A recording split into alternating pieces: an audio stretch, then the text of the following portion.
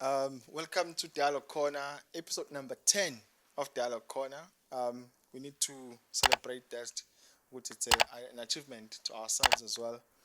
In this episode, we'll be looking at youth engagement and leadership development from the upcoming leaders. So today we are joined by Thanduxolo. Thanduxolo njani? Ngiyaphila bhuti kunjani? Hayi siyabonga ukuhlanganyela kanye nawe. I think fanele kuthiwa nigotshwalisa amanzi. So asizile ukuzoligoba but sifuna ukuthi sibonisane sixoxe ngendlela yempilo ukuthi siyibona kanjani nala mhlawumbe singaphambi kwakhona ngoba kukhona asebeyiqala indlela and somehow as much as sifisa ukuphikisana nabo asiphikisana nabo ngendlela right ukuthi sixoxe. So but before we get into today's topic, can you just update us usitshele ukuthi ubhuti uphuma kuphi?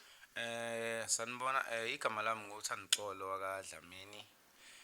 Ngiphuma eSouth Coast eXhopho eMandwende.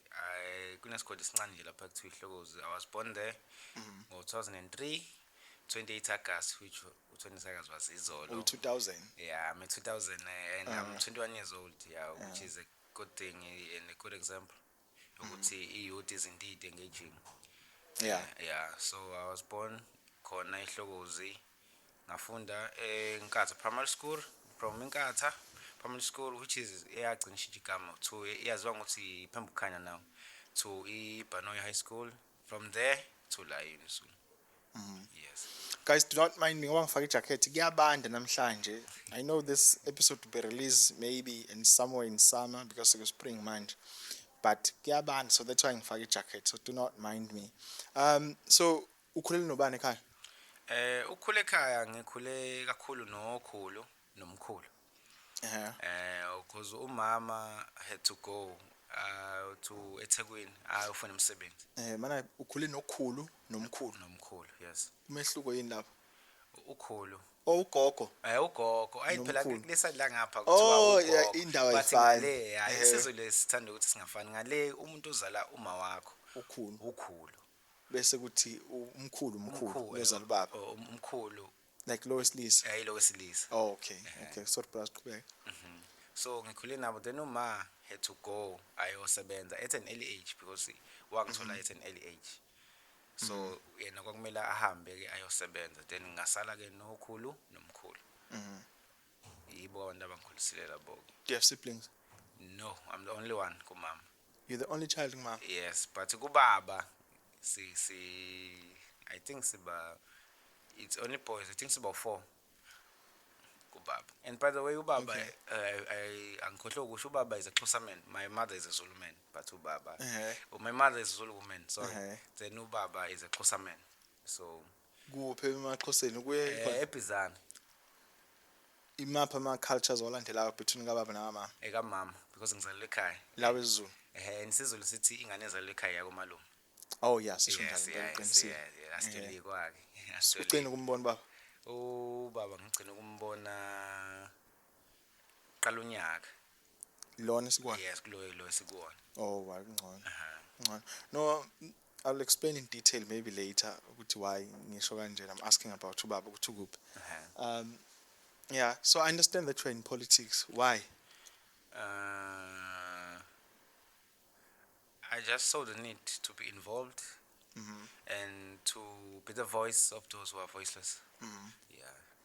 And then in being in politics, out of so many political parties, why this one that you've selected? Oh, I was yazi lo mbuzo bese ngulindele.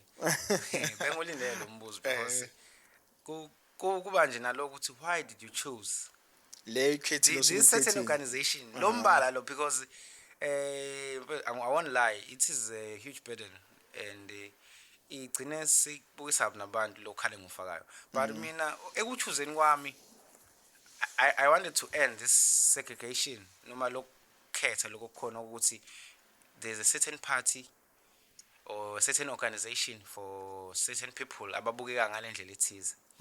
So that's why I chose ukuthi ngithi join iDASO. Nanokuthi ke by looking at the missions and visions of iDASO, they were ngathi ayiyo angidonsa, and looking at history sika uKhansela Jangas, I think should invite him one day. Why we DASO la Unizulu. But right now, he is the chairperson of the DA youth yala KZN and the member of ISALG. Oh wow. Watholwa Councillor Ntshangase. ukhansela Ntshangase. Watholwa idaso yafika kuyena la Unizulu. What may Puma, then it and the follow up. No man, there was this guy, or I say Unizulu, and he was the only one. Yeah, I feel like with us. Why say Sebenza, wa Puma, and the wa pusha nangaphandle, and he was voted to be councillor la, anyway. From that to the chairperson of the youth. So now by looking at that, I saw Provincial. Like KZN, he's the KZN chairperson of the youth. That is actually great. I think shout out to him for that achievement. Maybe some thing because he's part of the alumni group, like institution. One of the things that we want to do is that we need to invite some alumni and somehow have a discussion with them about if the school is progressing, because what we want mostly is for the progress of the institution. So if singamthola ngenhlanhla sesazenza now so sekuzoba lula. So please by all means nimthole and azohlala phasi and just tell his story. Now we'll do that. Yes. So what is your idea of leadership? My idea of leadership. What do you understand about leadership in your own perspective? According to my own perspective, leadership it's more about leading people to the right direction. But see, before ukufike lapho, it's about self-awareness. When I as a leader, are you able to lead your life? Are you able to lead your life first? Because you cannot lead people while you are not self-aware. Would see how things are around you. So be self-aware, have a high self-image, then consider leading people to the right direction. Because it's all about you. Then if izinto zihamba kahle kuwe, then kuzolandela kuzoba lula ukuthi ulide laba abanye. So that's my idea. Imapho izinto ongayinota osuzenzile so far ongathi they symbolize ukuthi you've been a good leader to your personal life, and mhlawumbe ama initiatives osuke wawenza wabona ukuthi okay, this one is good, it shows leadership. Ake njengoba ngishilo, firstly self-awareness ngaqala nje ngami indlela mina engiziphethe ngayo nendlela engizorganize ngayo. Then looking at DASO, I haven't been that much involved, but I was able to start a DASO magazine channel. I established sort of like a blog. It's like a channel lapha ku WhatsApp. Oh, okay. So it's a call, it's lapha ku WhatsApp. So I was able to establish DASO Unizulu magazine, looking at this space esasekhona to DASO media and publicity. So I was able ukuthi ngithi ngifake leso sikhala sokuthi no, there should be something ezoba khona. Sort of like indlela communicate nabantu. Uze ama student abe aware ukuthi what's going on la esikoleni nalapha kwa DASO. Okay. Yes. Getting to la esikoleni, imapha challenges osuke wabona. Let's deal with 3. Let's say last we born that are there here on campus and you think that you can have a better approach in terms of resolving them. Firstly, it would be the issue of housing. So ukutholakala kwezindlu noma i-maintenance yezindlu. Almost konke nje. Okay. Indaba yokutholakala kwezindlu ne-maintenance eyindlini. Okay. We've been visiting East East residents, and we've been taking pictures and all those things. Uthola ukuthi kunama kwezinye izindlu usingabasebenzi kunamaconsi abonje I think it's block F. Kunebhakede libekiwe lapha eliconza liconza ever since. Like ever since nje ever since I think sibuyile ku second semester lokulihle nje lapha liyaconza amanzi nani bakhalisa amanzi kwabanye makunethe kakhulu amanzi agcina seyingene endlini. So it's one of those issues that I think should be addressed, because laba abaphethe housing, I think they are very much failing.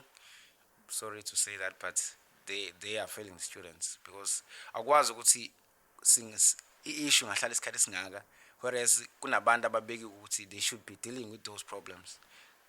Abanye ama-windy, abanye ama-lights, abanye amakhabethe, and akwenzeki lutho. But are you aware ukuthi ezinye zalezo zinto damage abafundi like ama-wind nama-lights? Yes, I think so. I think I'm aware of that. But if mina bengihlala khona and I damage logo and ngihamba, omunye akumele afike abesethezela lo nkinga leyo. Yeah, that is true. Yeah. Akumele afethezela lo nkinga leyo. But how would you resolve that? Or how would the DASO resolve that? It's easy. It's easy. Just like I said before the show, abantu, they should trust it DASO and put it DASO housing. And I believe it DASO would be able to change that.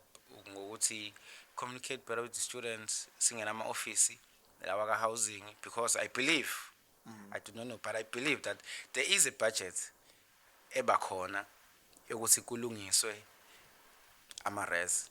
So if izinto sezingasenzeki ngendlela, I believe we should just step in as an organization ezomela ama-students ukuthi we should just step in silungise lezo yinkinga lezo. So people should trust it DASO ukuthi it will be able ukuthi ibalungisele lezo yinkinga lezo, singene kwa-housing, singene ama-offices lawa ka-housing. Makungalungi la sidlulele phezulu because umuntu akayipheze, omunye uphethe omunye nomunye uphethe omunye. So we are willing to knock in each and every door ukuthi kulungise lezo yinkinga lezo. Okay. What would be the second challenge osuyibonile? The second challenge esengeke ngayibona it's ile ebike yabakhona le ka Isaac, le yama funds. A lot of students like me namanje abakawatholi ama funds abo. Ama funds are stuck lapha kwa Isaac. For the whole year, no more for this month? Since last year, second semester. Since iqala nje. Since last semester? Yes, wangonyaka odlule. Since nje Isaac ungenile. Is it 100% of the fee that you're supposed to get, or a certain percentage? 100%. Okay. Of the fee. Ever since then. And then have you visited the administration or the financial officers? So many times. Mangifika lapha, it's the same process. We are sure you wait for a few days. So abazobuyela kuwena. And I've been doing that ever since. But still. And then how do you think it DASO can resolve? Because I think the same process that we are mentioning, which they take a picture of you, it's something maybe the leading organization now has somehow tried to resolve.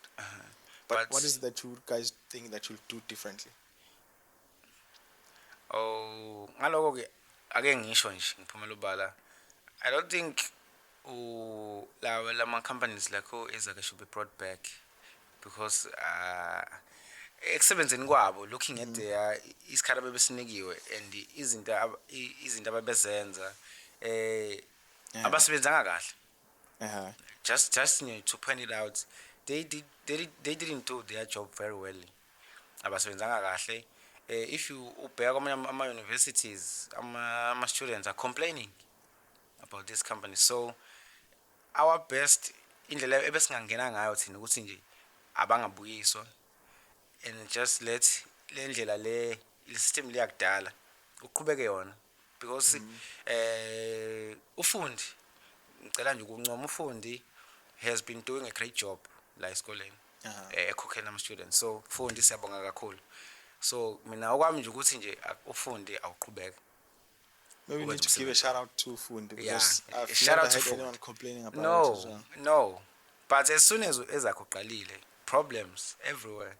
So shout out to FUNDI. Someone in an informal conversation when we were talking came up with the idea that is it okay if I say it's an idea? They said Izaka is something that was implemented by the higher education department. So I'll assume that it's the minister who initiated that.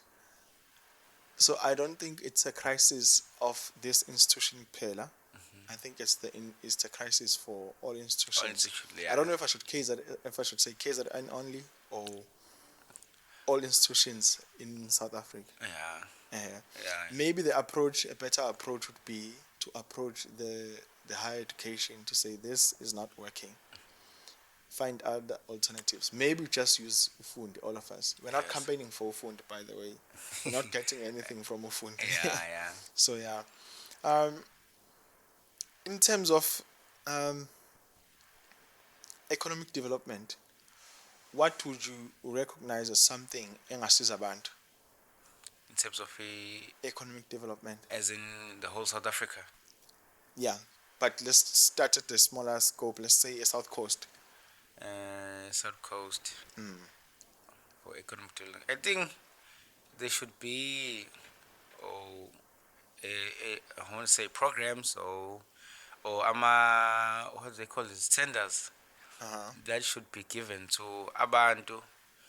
Just about proposal to abantu abavula businesses. Yeah, they should be, and the support, guys, because at the end of the day, people start businesses, but they don't get that much support from abantu abasondelene nabo. Rather than kuze kusuka umuntu osuka le kude azosiza umuntu la, whereas abantu laba abaseduze nawo bengakusiza. So I guess there should be programs akumele abe khona ukuze kuvule businesses. Abantu, they should be help ukuthi bavule businesses. Makuvula businesses, that is job opportunities. Job opportunities, income endlini. Low income leyo would be spent. It's going back to those businesses. Abantu bethenga ukudla. Low income mayingena low income abantu bethenga ukudla, i-GDP yanyuka. Yes. I think I was rushing to the economic development part. We didn't finish the challenges because we've mentioned two challenges. That you've recognized here on campus. But please don't confuse, because I want us to start with the small scale, which is just here on campus, and then we can move provincially, and then we can move national. Because ngeke uhlale umngaka phela ngiyakhula njengoba dusho manje until cancel ntshangase njengamanje uqale la esikoleni njengamanje provincial, we don't know, maybe in the next coming 2 years bese national. So fanele lezi ndo sixoxe manje sibe ne-approach asithi sivumelane ngayo, but sibe nembono ukuthi okay sasa ikhuluma noThanduxolo wayibona as a problem, mhlawumbe siwayicabanga solution sisi nasikwazi ukuthi asiyamthemba because lento ayibonile as a problem yabo. So ngisacela ungimention the last challenge oyinothosile khona la on campus. Ekhona la around campus. The last challenge I think would be this one would be vividly personal. It's the issue of I don't know it's corruption or it's nepotism. Whereby umuntu asiza umuntu ngobana ke mazi. Is it among students or staff? It's among students. It's among students and staff and all the lama organization. Whereby mina, if mina ngifika in a certain organization, mhlambe ake ngithi mhlambe to the SRC. Nginenkinga. Ngiyafika mina, okay, mangifika lapha ngifike. Ngiyayibika yami inkinga. Sibana I have an issue like this and this. Ngifike ngishi. Then kufika omunye owazi a certain member of an SRC. Afike ngeke yena ngithaza isho. Yena just take out his phone. Mfowethu nginenkinga kanje. Cela ulungisele. And lo issue yakhe will be addressed firstly kunale yami, but kube yimi obefika iqala. So I think yona issue there that should be dealt with. That's why last week I say there's a certain program, Yama Leaders, Leader Society, and I was invited there by one of the older leaders. I won't mention his name. Is he politically affiliated? Due to some reasons. Because kunenye society akuyona, so I won't mention his name. But again, ngiyabonga kakhulu ungumema wakhe lapha kule society yama leaders sifikile lapha, and there was this seriously ama topics, we given topics. So tina we raised lento ukuthi there should be a student parliament la esikoleni. Yes. Because I think yake raised before, but yagcina ingalunganga. I don't know the reasons though, but there should be a student parliament la esikoleni. What do you think the student parliament will address? Okay. The reason would be ukuthi i-SRC ikwazi ukuthi ibe held liable just like lapha kwi-parliament le ya national. Angithi kwi-parliament it is made up of different members from different organizations and different nala esikoleni kungaba kanjalo. There would be a certain book or of rules or document lezo kwenziwa. There would be a certain person ozovotelwa who would be in charge of leyo parliament leyo, ukuze in every decision noma process that i-SRC is deemed to take action on, nathi as an organization lama members eswakhe isithambo simela lapha would be involved, ingathathi nje inqumo iyodwa lapha. So if yenza ithatha isinqumo and thina lama organization asesibone kahle sikwazi ukuthi sihlale and sikwazi ukuthi sibabuza imibuzo, bakwazi ukuthi babe held accountable kahle kahle. The main purpose ya student parliament would be ukuthi kube ne accountability for every decision that is taken la esikoleni. Yes. Okay, looking at the national parliament and then the singayibiza ngani campus parliament. Yes. Let's say campus parliament. Would you say that faneke iform mhlambe ama members amangaki, and who should be part of that parliament? I think it would be the SRC, the chair. The chair ngokulandana kwehlalo zabo. Then I think maybe ama organization mhlambe angakhetha mhlambe nawo angahambisa a chair, mhlambe chair and secretary. Or chair and secretary, maybe each organization. And nama societies, I failed to mention nama societies now. I think they should be part. Oh yeah. Okay, I failed to mention nama societies la wakhona la. Now I think they should be part now. Angavotela maybe 2 members, or 2 or 3 members ayobamela lapha. Ukuze in every decision ezothathwa, all those societies and organizations abe khona, just to make sure if any question arises, akwazi ukuthi azibuzele wona. Singathuki ngoba nakusephuma isinqumo esithize ukuthi no SRC seyithi kanje seyithi kanje. If kule mbuzo ephoswayo take days ukuthi lo mbuzo iphendule lo. Rather than that asibe sonke la ziphekane sithululane kuphume isinqumo sesikhona. Okay. Yes. Mangwane, it's as if you wanted to add something when he mentioned something about nepotism or favoritism. Do you want to add on that? Okay, that's fine. I think favoritism. I'm just thinking about it because you mentioned it.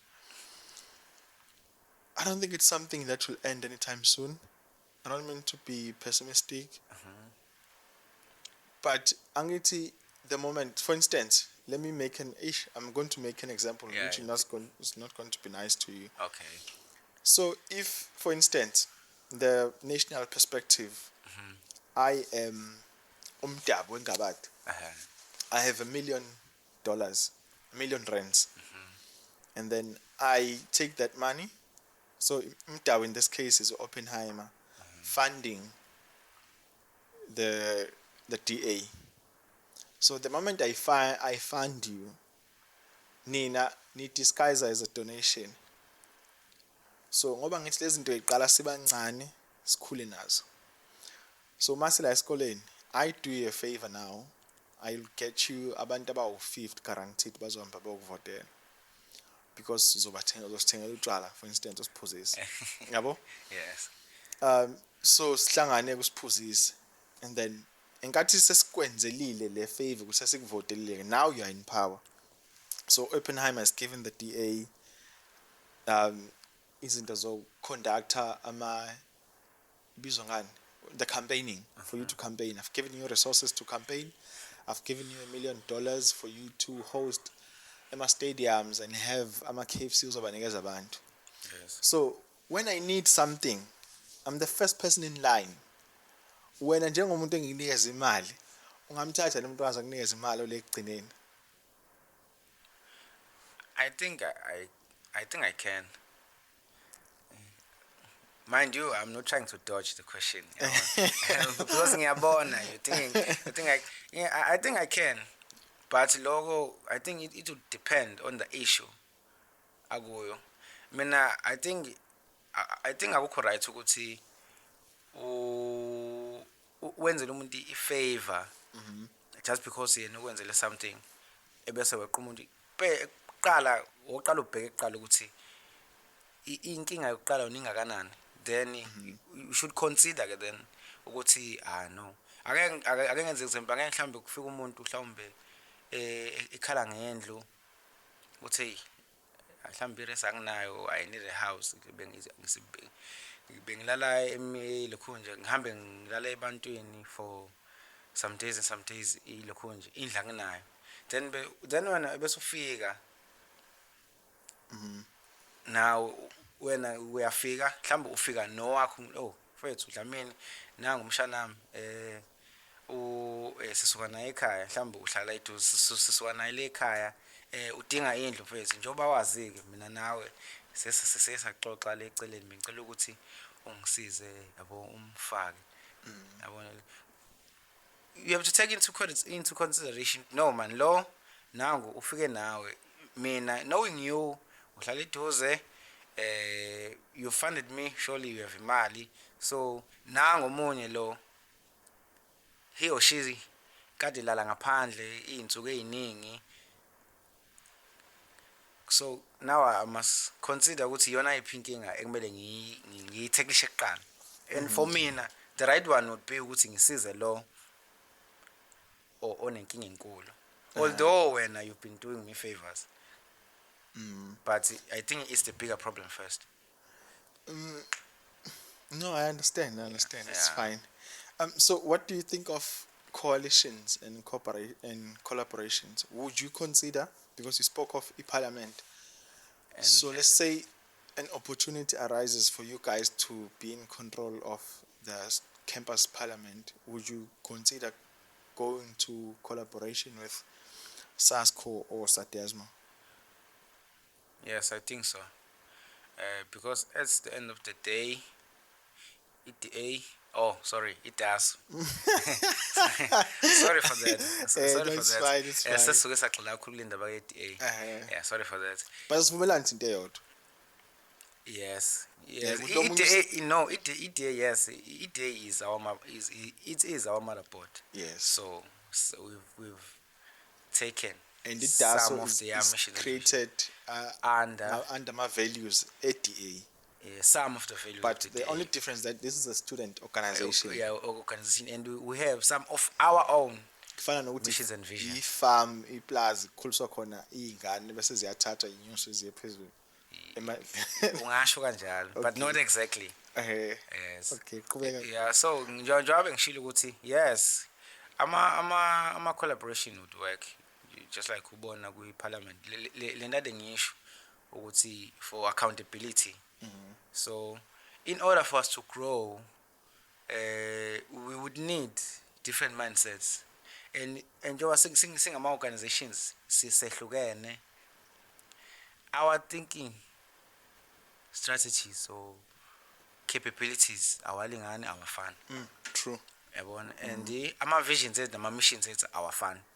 But uthola ukuthi when you put all those things together, kuphuma something beautiful, something strong, something unified.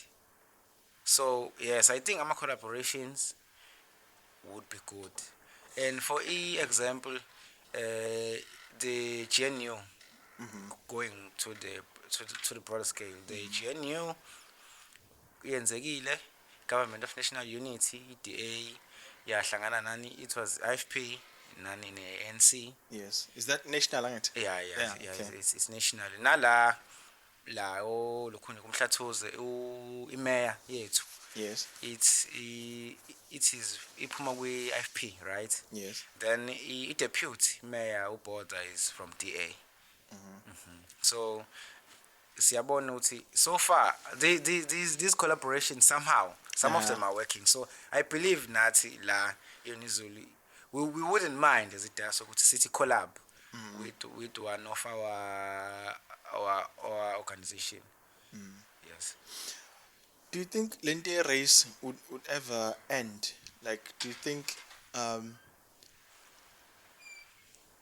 because the honest truth is that we have this view that white people are somehow superior, and then a black person is Somehow inferior. First, Put angeke kubalekele history yethu did damage us. Islimaze kakhulu, like islimaze kakhulu mostly abantu abamnyama. Yeah, the rules that were implemented abagcinezele kakhulu lokho okwagcina sekunyusa some certain races ukuthi kube nale gap ekhona. Yes. But ke thina as a future leaders sengasakhulumeli laba abakhona manje, because Nkosi yami yeah, it's so far it's not looking good. There is still some major differences between the races, but looking at the EDA, somehow low gaps now are being filled by just looking at the structure CDA. Sisodwa nje usibuke there is abo Chris Papas, who is a white young man who khuluma isiZulu. That is just manipulation. No, it is manipulation. No, I disagree with you. No, I disagree with you. Why? So if you say it's manipulation, when by speaking English to a white person, isn't that manipulation? It's not manipulation. It's what then? Notice this in every place where you go. If I speak English and I speak it badly, people will laugh. And then if a white person speaks isiZulu as kulmegab, will appreciate them. How khuluma isiZulu? So no. In the inferiority complex. So for them to because language is one of the most powerful things in the world.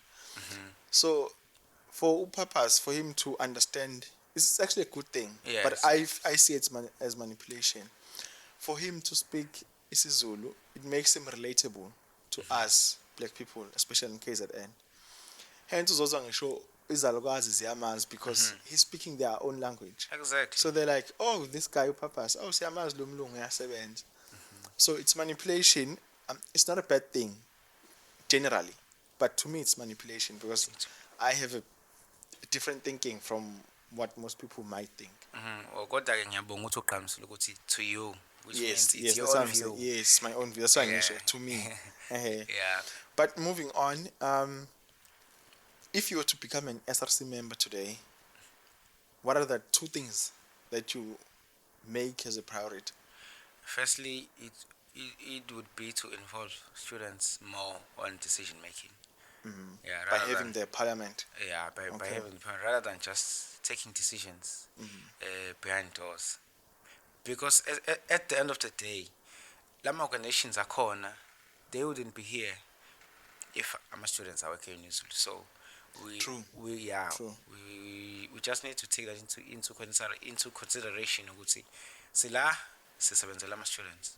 So in every decision, MLC Tate, we need to involve our students. See what would they like in university? What are their visions and missions? University because at the end of the day, angeke sakhe iUnizulu ngemindset kaDlamini kuphela ukuthi uDlamini ufuna iUnizulu bikanje ufuna iUnizulu bikanje. uDlamini angayithanda iUnizulu bikanje, but ubhuti Mlamuli yena yabona angahamselani nalo ukuthi yabona because manje sekufavorisha uDlamini kuphela. So involving abantu, I think it's the better way because siphila democracy, yet some of You us don't involve people we as well. don't really live as asiphili sigcina ngokusho ngithi we live in a democracy, but indlela esenza ngayo it says otherwise. So I believe ukuthi involving others into decision making would be the first thing mina engingayenza. Yes. So you become premier in 5 years. You're manifesting now. You become premier. What is the thing that you think needs to be fixed about KZN? Firstly, about KZN. I think inkinga enkulu esinayo la is that we have many graduates. And it's so sad ukuthi bahlala emakhaya labo bantu labo. Job opportunities they are very slim. Mancane awekho. So I think iyona nto eksamele siyibheke leyo ukuthi what are the strategies kumele abekhona in order ukuthi sivule lama job opportunities, going back to leyo mbuzo bongibuze wona ukuthi what would I do or ukuthi ngingenze njani ukuthi to have an impact kwi economic growth. So of which is of I believe ukuthi kumele kube khona ama programs lawo. More businesses should be opened.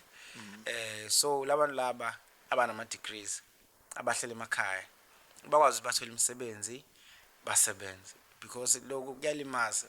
Akwazi ukuthi ungaspenda 3 to 4 years of your life ufunda only to find yourself uhlele ekhaya unemployed. Kubhlungu lokho. Yeah, kubhlungu lokho. So yeah, I think that is one of the issues I would try to tackle. And another issue ekhona is the issue of crime, like I said. It's too much, but angengze ngene kuyo kakhulu. Yeah, angengze ngene kuyo. In 15 years, you've become the president of the country. Hey, kuyanyukela. Hayi kulokunyuka. Look at these blessings I'm putting upon you. God bless. Thanduxolo, you become president in 15 years. Yes. Uyayibona inkinga ikhona manje. And I'm sure when you're sitting by yourself, you have this vision in terms of, okay, maybe we should be having this. I'm not saying what you'll say now is the opinion, but is your perspective in terms of how you are seeing the world. But okay, maybe we could have this, maybe we could have this approach different from what you are doing now, just as you mentioned with unemployment and the crime. So you are president. 2 things, priority. 2 things priority. Two things that I would prioritize as a president. Yes, prioritize. Firstly, I want, as a president, looking manje, you should consider having abantu who are ngayibeka kanjani lento le kumele ubeke abantu eduze kwakho who will be able to advise you in the right way. People who deserve ngempela ukuthi babe lapho. So I believe I would have advisors abangang advisor in the right way, who deserve to be there kuleso space leso. Ngingafaki nje abantu just because angisho ngoba angisho ngoba mhlawumbe ngigadla somewhere, but ukubheka nje manje abantu abaphethe ama certain departments ngeke. No, it's like umuntu vane kubukwe nje bese yafakwa kubukwe nje bese bakuthiwa kade sasigudla naye asike simfaka ke mhlawumbe kwi department of political deployments. Department of Agriculture. Ababheka ukuthi umuntu ukuthi ngempela uyadeserve ukuba lapho. That's why mina ngithi ake kusetshenziswe kakhulu labantu laba abayifundele vele lezo zinto lezo. Singakuthathi wena, ngingakuthathi wena ngoba mina ngikwazi ukuthi no umlawuli upra wami zomthatha ngambe ngiyomfaka kwa agriculture. Angithatha umuntu who has a degree for that, for that qualification or a qualification for that certain space ukuthi no law knows everything, each and everything about agriculture. Ake ngimenze abhekele indawo za agriculture, law, national defense, law, healthcare, law. Nginganifaki nje ngokunazi, because at the end of the day izinto zigcina sesihamba wrong. you've raised something. It triggered a question in me Yes. about.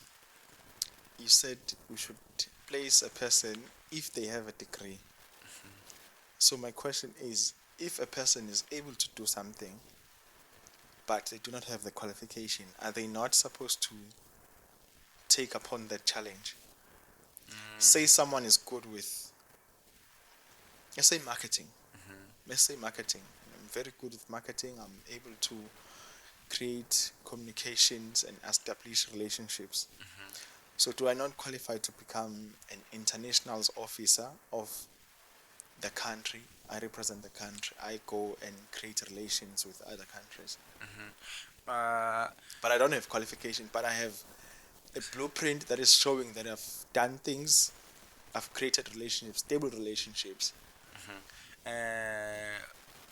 Awona kulo mbuzo wakho ngingathini mina rather than ngithi point out ukuthi lo muntu does he or she do not or do deserve, rather than that mina mangibona ukuthi wena you are good at something, then let me give you a chance ukuthi maybe support you, fund you ukuthi no, because ngiyabona ukuthi you are good at something, then hamba grow your skills by ukuthi ngikuthathe ngikufake in a certain university, certain college, ufunde lapho, upgrade your skills, then mase uphumile and then so graduate, then let me use you ngikufake, then bese uyasimela, rather than ukuthi ngikuthathe nje kanjani.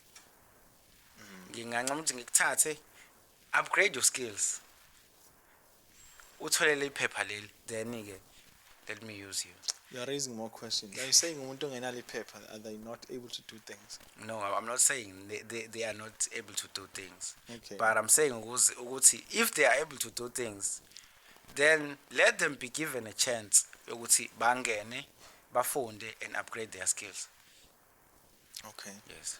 Sisi Valaput, please recommend 2 books for us that promote a positive mindset. Firstly, ngizoya ku John C. Maxwell. John C. Maxwell. Yes. Let me write these books down because I always ask for books and then never write them down. Yeah, it's John C. Maxwell. Isihloko sithi the self-aware leader. Self-aware leader. Yeah, it goes back to lento bengisho ukuthi before you lead, yes, you should firstly be self-aware of yourself. Okay. Ukuthi mina, am I good enough to be a leader? Yes. Am I walking in the right path? If ngihamba in the right path, shothi ke labantu engizoba leader, I will also be leading them into the right direction. So the second one is the Buffalo Soldier.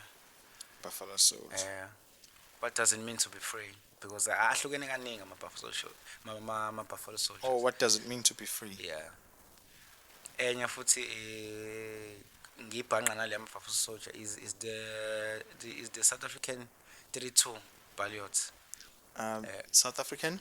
Is the South African 32 Balliot. Now it's under now under the Buffalo Soldier. Okay. So I'm a Buffalo Soldier lawa too. Then the third one, it would be surrounded by idiots. Surrounded by idiots. Yeah, surrounded by idiots. The right. It's who's the right one? Yeah, but the right here, Okay. Yeah. Give us 4 books: Self-Aware Leader, John C. Maxwell, Buffalo Soldier. What does it mean to be free? Also, Buffalo Soldier, the South African 32 Balliot. Yeah, and surrounded by idiots. It's surrounded by idiots. Then also, because singakhohlwa bakwethu now, kule era sesiphila kuyo, it's more of media and nan. John Maxwell also have a podcast, just like this one. Or whereby ama leaders are chrome lapho ukuthi leader leader kumele ihambe kanjani. What are the steps, the recommendations to becoming a good leader? Yes, to becoming a good leader. And also bakwethu to mention also this podcast le sigion. Khuthaza kakhulu bantu they should follow le podcast le, because now I've also went back after nje sathi ningibhalelile, I've also went back and watched the other episodes. So nayo le ngingasho ukuthi people should watch this podcast. Thank you very much for recommending us. Yeah, Can you, your last words, says Valaput, your last words. This is your chance. You can campaign for DASO, DA. You can say whatever you want. Ngicela nje ukuthi nginga campaign kakhulu, but ngikhulume nje with abantu basesaba abancane or any young leaders. Yes. Ukuthi guys, we are living in an era of whereby there's too much mediocrity, media. None.